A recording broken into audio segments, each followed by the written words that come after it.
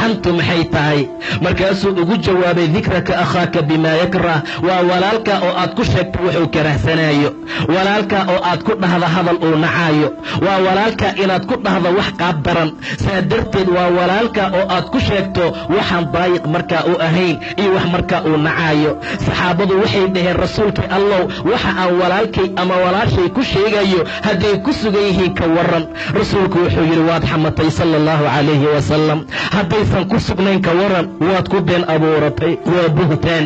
waa been abuurad buu yidhi nebiga sala allahu calayhi wasalam sidaa darteed waxay ku sugan yihiin iyo waxaysan ku sugnayn waan isugu darnay buhtaan iyo ifki iyo been abuurad ayaa loo kordhiyey war shaqada waxaan maanta shaqo ka dhigana aan iska dayna walaalayaal war dadka islaamkaa da'biya caade ay leeyihiin ma aha xanta war wax lagu yaqaana gabar muxajabaa ma aha war wiil ahludiina waxaan lagu yaqaanaa ma aha war dadka ixtiraam iyo qiimay naga mudan yihiin war muslimiinta inay isu duceeyaan ayaa la amray inay ceebaha isku qariyaan baa la amray qof allaala qofkii qof muslima ceebtiisa u qariya ilaahay baa adduuniya aakhira u qariya subxaana wa tacaala war qof allaala qofkii qof mu'min ah kurba ka fayda ilaahay baa ta qiyaama ka fayda subxaana wa tacaala war qof walbaaba qofkii walaalkii danihiisa ka shaqeeya ilaahay baa dantiisa iyo xaajadiisa uga shaqeeya subxaana wa tacaala aadaabtana la baraya fiiriya wanaagga ilaahayna amraya fiiriya subxaana wa tacaala in allaala intaan walaalahayn xaajaadkooda iyo danahooda qaban lahayn waa dhibnay in allaala intaan imaani lahayn oo khayr iyo wanaag aan ku sheegi lahayn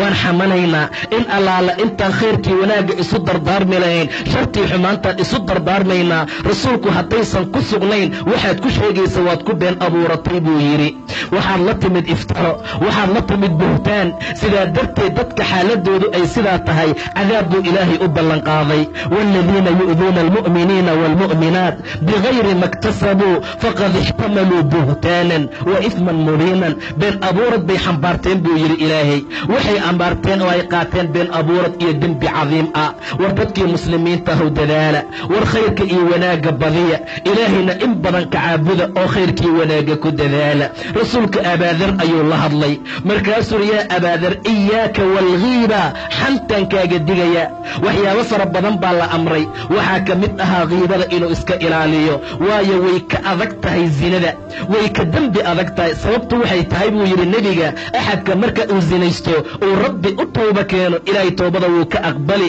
oo cid kaloo dembi dhaaf uu weydiisanayaa ma laha amaa xantu waxay u baahan tahay marka ilaahay cafis la weydiista ka gadaal qofkii la xantay in loo tago waxaad kala kulmi doontid ma ogid war dadka mu'miniinta icraafkooda iyo sharaftooda daaya war luxuumtaan dadkee la cunaya iska dhaafno war waxaan maantaan caadada ka dhiganay aan iska dayno war waxaan maanta carabkeenna ku fududaaday aan iska ilaalino wallaahi in badan waxay dadka cadaabka ku galaan waa carabka waxa cadaabka lagu mutaysta waa carabka subax walba xibnaha ayagoo khushuucsan yay hoos imaanayaan carabka markaasay leeyihiin ittaqillaah war carabow ilaahay nooga baq adigaan ku nahay haddaad toosnaato waa toosnaanaynaa haddaad qalloocata waa qalloocnaanaynaa carabka dhibaato badan oo ba'an buu dadka ku hayaa war waa idinkala digayaa adi iyo xan war xan meel lagu haayo ha u dhowaanin